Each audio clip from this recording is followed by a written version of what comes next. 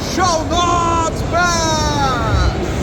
Como imprimir objetos que são bem maiores do que a sua impressora 3D e, de quebra ainda, como fazer uma pintura que simula madeira bem realista. Bom, você viu aí no começo do vídeo que eu fui com um cosplay de Gandalf, né, lá do Senhor dos Anéis, na Comic Con desse ano. E quando eu postei o cajado que eu tinha feito lá no Instagram, muita gente me pediu para fazer um vídeo mostrando todo o processo.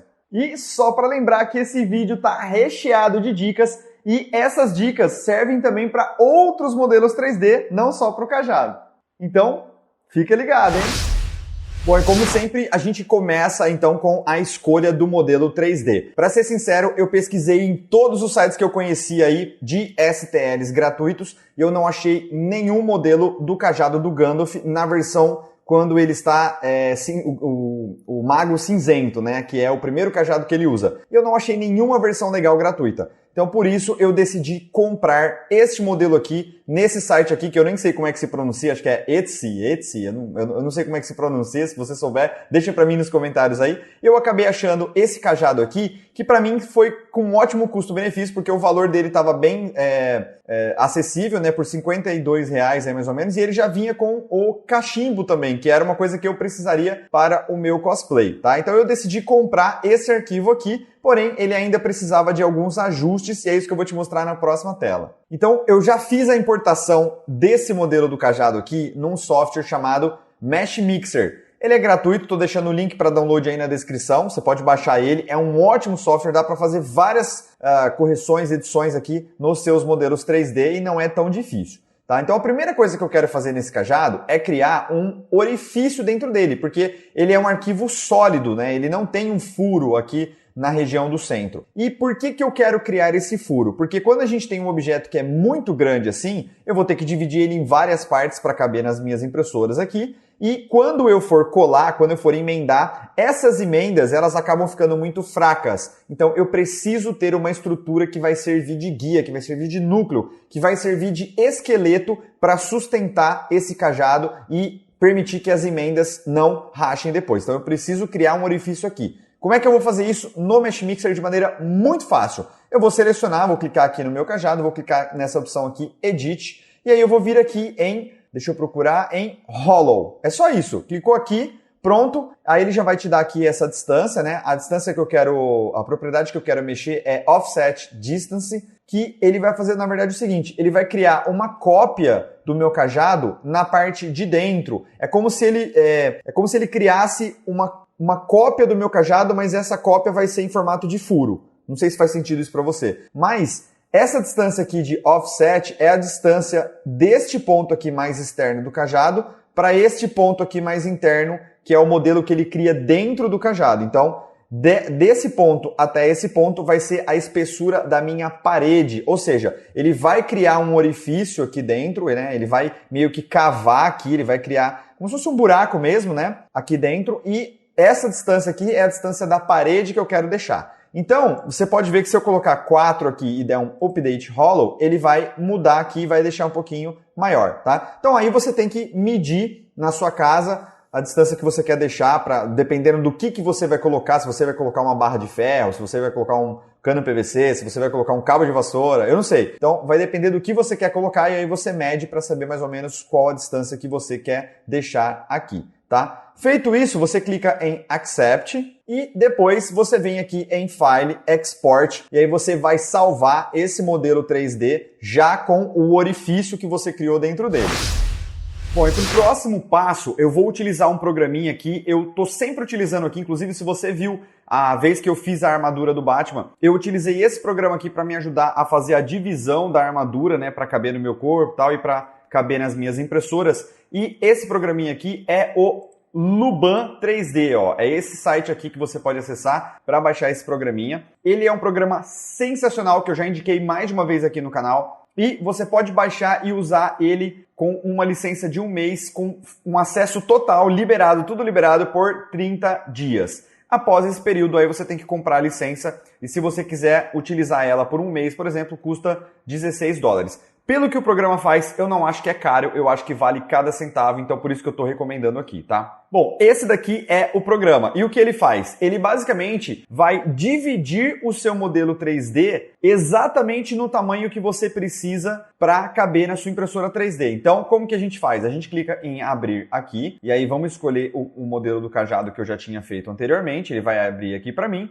Eu vou vir aqui em Mesh e eu vou vir aqui em Cut, que é cortar o objeto, tá? Ok? Dá yes aqui na mensagem que vai aparecer. Ele vai te perguntar qual unidade. Normalmente na impressão 3D a gente trabalha em milímetro, então já vou dar um ok aqui e pronto. Aqui em cima, no input, a gente pode escolher um corte, né? Um corte que vai ser feito de forma planar, que é esse plano que ele está mostrando aqui pra gente, mas não é isso que eu quero. Eu quero que ele automaticamente faça cortes no meu modelo 3D nos tamanhos exatos que cabe já na minha impressora 3D. Então eu vou vir aqui, ó, e vou escolher em Modular Cut, que é um corte modular. E eu tenho aqui o tamanho do meu modelo, né, que eu não posso mexer, tá? Não vou mexer por aqui, porque senão bagunça tudo. E aqui na parte de baixo, na opção de 3D Printer, eu posso escolher, então, o formato da minha impressora 3D, se ela é retangular ou circular. Eu posso escolher várias impressoras 3D se eu quiser. Se eu tiver várias impressoras 3D de vários tamanhos diferentes, eu posso escolher também Multi 3D Printer aqui e eu vou setar cada um dos tamanhos que eu quero.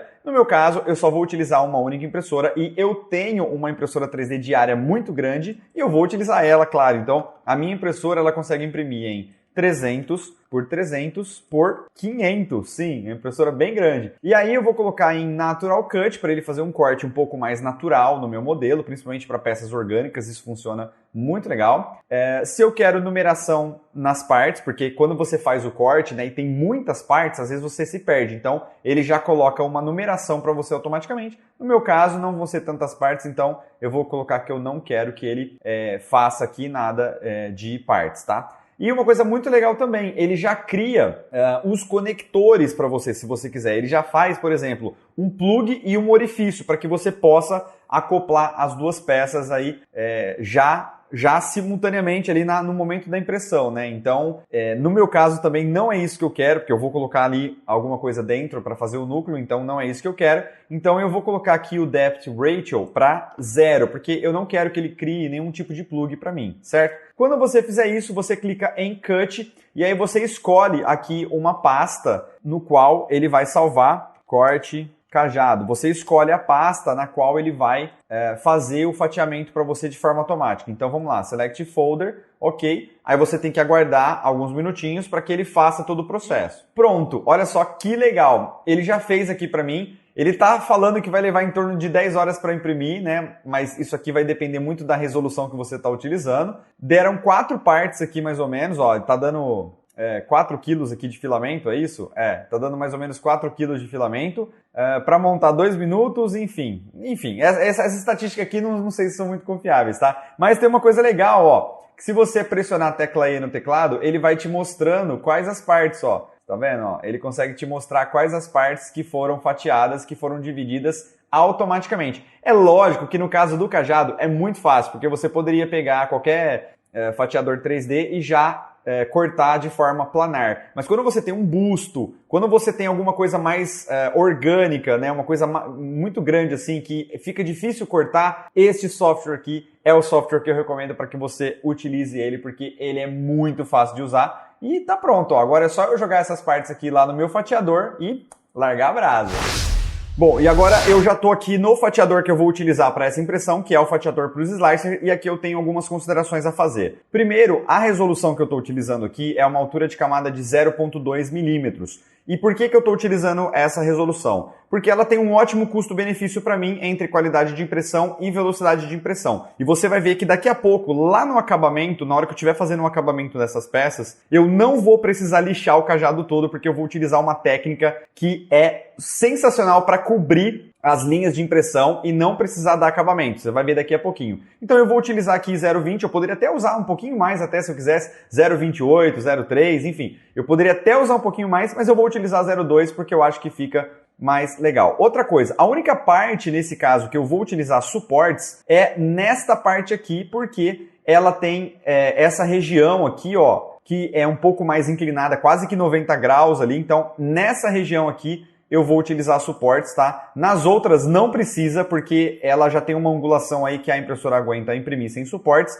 então não precisa utilizar suporte. Nessas outras aqui, ó, a mesma coisa, tá vendo? Apesar, e aqui, ó, só para você também ver, né? Ó, ele tá furadinho, certo? Para que eu consiga colocar aqui depois um núcleo. Não precisa colocar preenchimento, nada aqui dentro, né? No caso aqui, eu posso até utilizar um preenchimento aí em torno de 10, 15, 20% talvez, para que ele fique bem resistente, mas não precisa usar suporte. Coloca um brim bem largo aqui, né? Para que ele coloque várias voltas aqui. Nesse caso aqui do Prusa Slicer, a gente pode fazer isso aqui, ó. No tipo de aba, né? A largura da aba pode colocar uma bem larga, assim, tipo 10 milímetros, para que ele crie uma região de contato com a mesa maior aqui, né? E consiga segurar, porque como é um objeto muito alto, a gente precisa de uma base mais larga para que ele aguente segurar o objeto na mesa, tá? É só isso, não tem muito segredo, bora mandar todas essas peças aí para impressão então e partir para o acabamento. E para fazer a impressão desse cajado, eu optei em utilizar o filamento ABS. Inclusive, eu já quero recomendar a empresa 3D Prime para quem está querendo entrar no mundo da impressão 3D. Eles têm desde filamentos e resinas de excelente qualidade até impressoras 3D para te atender da melhor forma possível. Então não perde mais tempo e já acessa o site deles aí para você conhecer e comprovar o que eu estou te dizendo.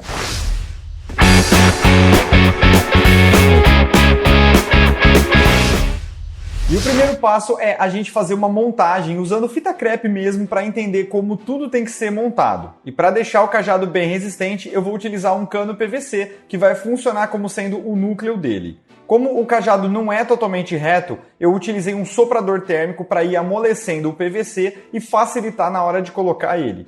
E só lembrando que no meu caso não deu problema porque eu estou utilizando o filamento ABS. Se você utilizar o PLA, toma cuidado nessa parte, ok? Para cobrir as emendas e ajudar na fixação das partes, eu vou utilizar massa epóxi, é o famoso Durepoxi, né? E um pouco de água. É só ir cobrindo todas as emendas e em seguida usar um pouco de água para alisar a massa.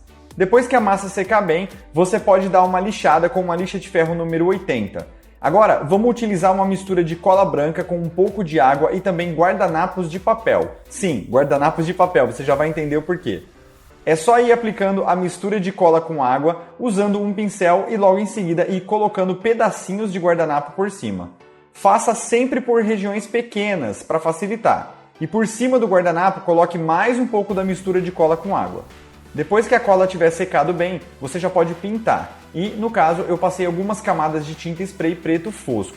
Depois, eu mudei de ideia e resolvi pintar o cajado com uma tinta spray marrom escuro para fazer o fundo. E o grande truque para fazer parecer madeira vem agora. Eu usei a cor siena natural, pegando pouca tinta no pincel e fui dando umas pinceladas por todo o cajado sem forçar muito. Essa técnica se chama dry brush. Em seguida, eu usei a cor amarelo ocre e repeti o mesmo processo dando pequenas pinceladas por todo o cajado. E para finalizar e proteger tudo, eu usei algumas camadas de verniz em spray fosco.